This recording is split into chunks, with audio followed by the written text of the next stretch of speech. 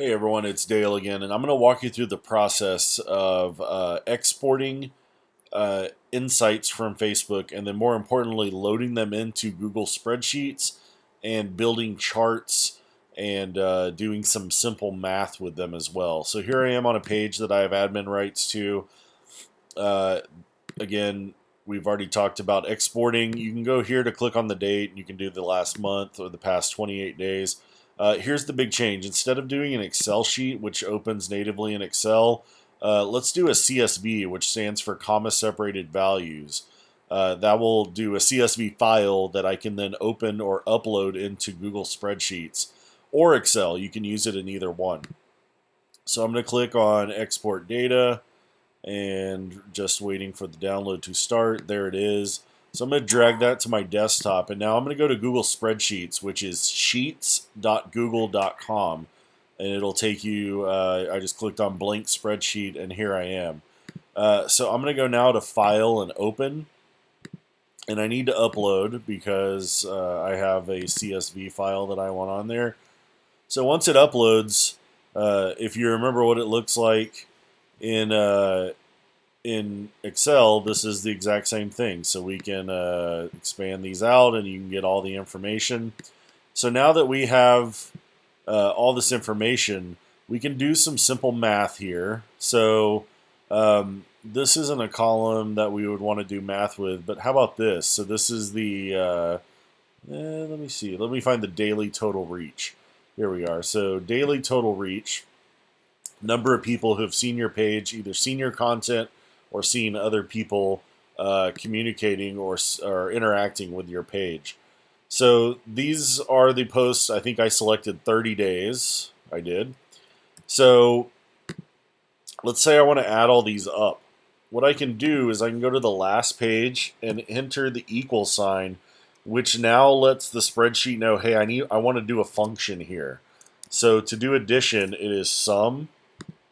And then all I would do is highlight the 30 rows there. So if I hit enter, now I have the math here, 2,496.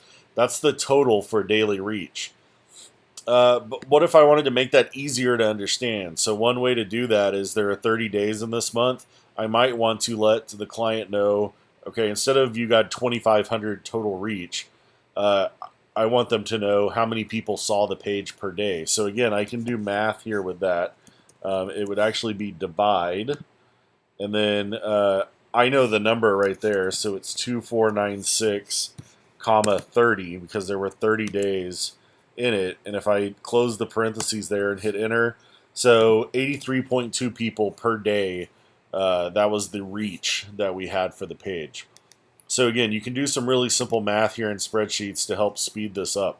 Now, if I wanted to chart this out, all I would do is highlight it. And if you look right here, there's an insert chart button. When you open that up, it brings up some recommendations from from Google Spreadsheets, sorry.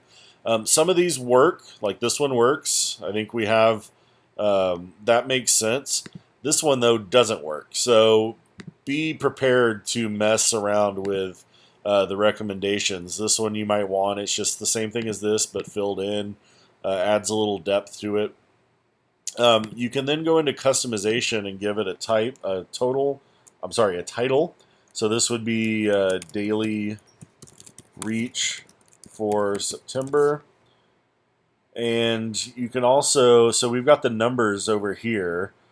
So I want to give the access here.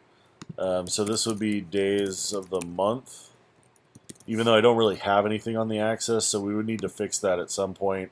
But I went ahead and hit OK, and now I have this chart. So if you see this little triangle icon right here, you can go to Save Image, and it downloads it as a PNG file. So now you can then insert that into a report or anything along the way. So you can also edit right here on the chart itself.